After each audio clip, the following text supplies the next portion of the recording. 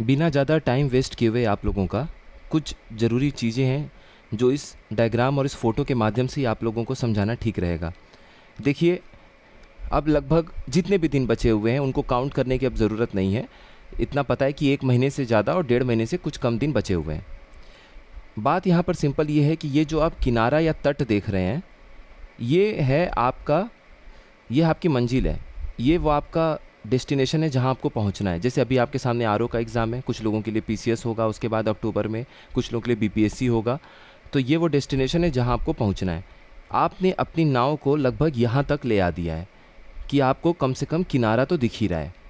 अब इस किनारे तक पहुँचने के लिए आप लगभग मान लीजिए इस पर बैठे हुए हैं और आप ही नाव को खुद ही चलाते हुए यहाँ तक लेकर आए हुए हैं।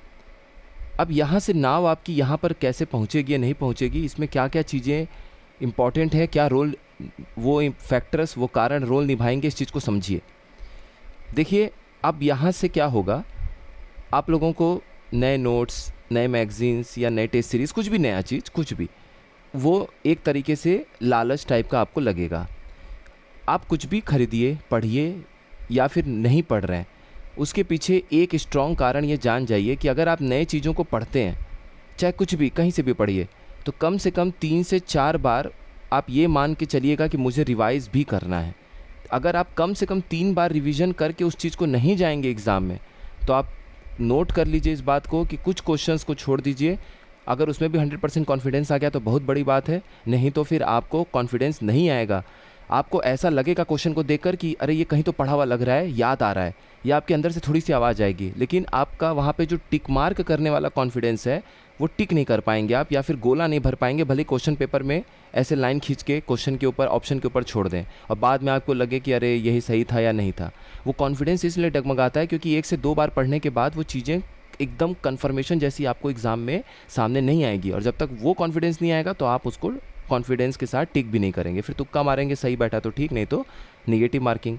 तो यहाँ से आपको क्या करना है, जो भी आपने अभी तक नोट्स बनाए हैं, जो भी आपने अभी तक टेस्ट सीरीज़ लगाया है, और यहाँ तक इस मंजिल तक पहुँचने के लिए आपको पीवाईक्यू अच्छे से लगा के ही जाना है। कितने साल का? कम से कम देखिए, जितना आप लगा पाएँ वो बहुत अच्छी बात है, वरना 6 साल का, पिछले 6 साल का 2019 से 24 का पीसीएस का पेपर अच्छे से, मतलब ये है कि अगर उसमें 4 घास के मैदान दिए हुए हैं तो 5 और कहीं से नोट करके एक पेज पे नोट्स बना लीजिए, ताकि लास्ट टाइम पे 15-20 दिन में, एक हफ्ते में बस उसको पलटते रहना है। बाकी सारी मोटी किताबें, सारी चीज़ें आपके सामने से गायब हो जानी चाहिए। वो सामने दिखेगा तो प्रेशर बनेगा।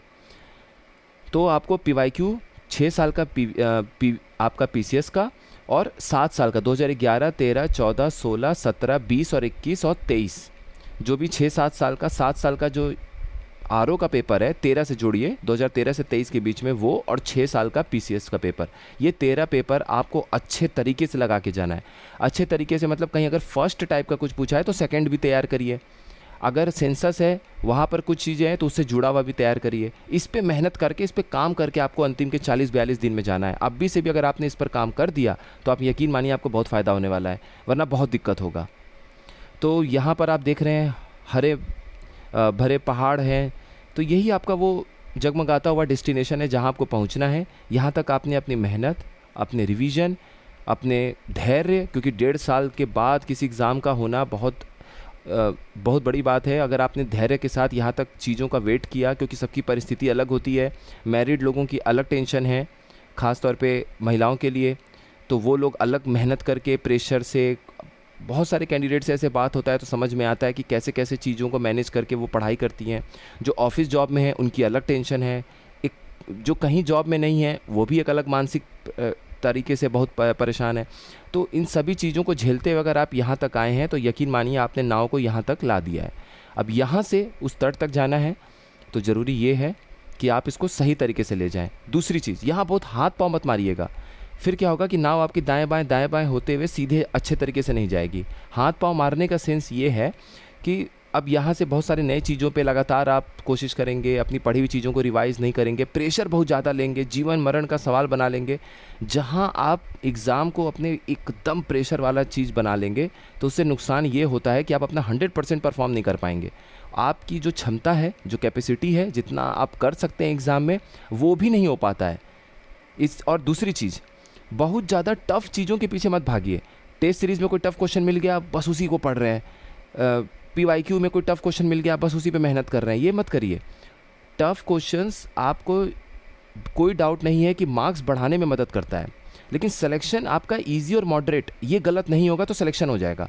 एग्ज़ाम में आप देख कर आइएगा, टफ क्वेश्चन आपके सही हो जाएंगे। आप लोगों ने कई बार किया होगा, जो फर्स्ट टाइम वाले हैं वो एक्सपीरियंस उनको एग्ज़ाम में मिलेगा, बट जो लोग ऑलरेडी कम से कम एक अटेम्प्ट दे चुके हैं PCS RO किसी का भी, तो उनको पता है ये बात कि टफ़ क्वेश्चंस वो फिर भी ठीक कर लेते हैं, ईजी या मॉडरेट वो गलत हो जाता है, जिसे सिली मिस्टेक का नाम हम लोग देते हैं।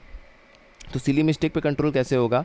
ईजी और मॉडरेट लेवल की जितनी भी चीज़ें हैं, हिस्ट्री, पॉलिटी, ज्योग्राफी, अर्थव्यवस्था में, करंट अफेयर में, ये सारी चीज़ें आपके पकड़ में होनी चाहिए, रिवीजन होना चाहिए। ईजी मॉडरेट टॉपिक छोड़ के नहीं जाना है। ईजी मॉडरेट टॉपिक को, क्वेश्चंस को जो होंगे इन टॉपिक से, वो एग्ज़ाम में गलत नहीं होना चाहिए। और उसके लिए ज़रूरी ये है कि वहाँ पर भी आपको बहुत धैर्य बना के रहना है, प्रेशर नहीं लेना है। 3 घंटे का पेपर है, 2 घंटे का पेपर नहीं है, याद रखिएगा। हिंदी के साथ जो लोग शुरुआत करेंगे कि चलो शुरू के 35-40 मिनट में, 42 मिनट में हिंदी ख़त्म कर देते हैं, तो उनके लिए अगला 1.5 घंटे के बाद जो लास्ट का 40 मिनट GS सॉल्व करना होगा, वो उनका माइंड थोड़ा थोड़ा थकेगा, क्योंकि 2 घंटे से ऊपर पेपर देने की आदत नहीं है, बैठने की आदत नहीं है। तो इसीलिए टेस्ट सीरीज़ के 1-2 क्वेश्चन, 1-2 टेस्ट जरूर लगा जाइए 3 घंटा बैठ के, ताकि एक आदत आपकी बनी रहे। तो कुल मिला के बात यही है। अब आप समझ चुके हैं, आप यहाँ पर हैं, यहाँ पहुँचना है, सामने हरियाली दिख रही है, लेकिन रास्ता जो है वो आपको कैसे तय करना है, इसके ऊपर हम लोग बात कर चुके हैं।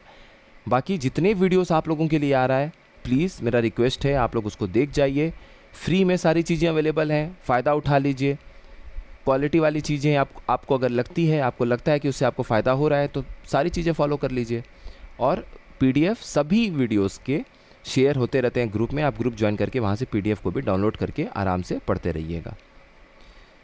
ठीक है, तो फिर अगले नेक्स्ट वीडियो में जो भी बनेगा उसमें हम लोग मैपिंग, हिंदी के वीडियोस तो रेगुलर आ ही रहे हैं, मैपिंग, करंट अफेयर्स भी हम लोग अब टॉप 50, टॉप 30, टॉप 75, टॉप 100 सब कुछ देखेंगे। कुछ नहीं छोड़ के जाना है हम लोग को एग्ज़ाम में, खासतौर पे इंपॉर्टेंट चीज़ वो देखेंगे। और घातक सीरीज़ जो चल रही है उसको अच्छे से देखिएगा, बहुत फ़ायदा होगा आप लोगों को, क्योंकि PCS के पिछले 5-6 साल के क्वेश्चंस, उससे भी पुराने अगर हो पा रहे हैं तो उन पे काम किया जा रहा है उस सीरीज़ में। और आपके RO के जो भी क्वेश्चंस हैं उनको तो छोड़ना ही नहीं है, चाहे वो 2011-13 से कोशिश करिए, 13, 14, 16, 17, 20, 21 और 23, इतने पेपर को आप लोग देखिए। और PCS के 19 से 24 तक के पेपर 6 साल के लगाइए, 7 साल के उधर लगाइए, 13 साल बहुत है। जब तक आप 2 बार 3 बार उसको रिवीजन करेंगे, पढ़ेंगे, तब तक तो एग्ज़ाम ही आ जाएगा। बाकी कोई डाउट है, कुछ भी पूछना चाहते हैं, आपको लगता है कि इस टॉपिक पर भी वीडियो बनना चाहिए, चाहे किसी भी टॉपिक से, जो टॉपिक जो अभी हम लोग सब्जेक्ट लेके चल रहे हैं उस पर भी आपको लगता है कि किसी उस टॉपिक पे खास ऐसे लेके आइए आप वीडियो, इस तरीके से लाइए, आपका कुछ सुझाव है तो आप लोग कमेंट बॉक्स में लिखिएगा। सभी चीज़ों को सुना जाएगा, समझा जाएगा और उस पर काम किया जाएगा। और जिनके अच्छे आइडियाज़ हैं तो सभी चीज़ को फॉलो करते हुए हम लोग सीखेंगे, आगे बढ़ेंगे। आप सभी लोगों का बहुत बहुत धन्यवाद।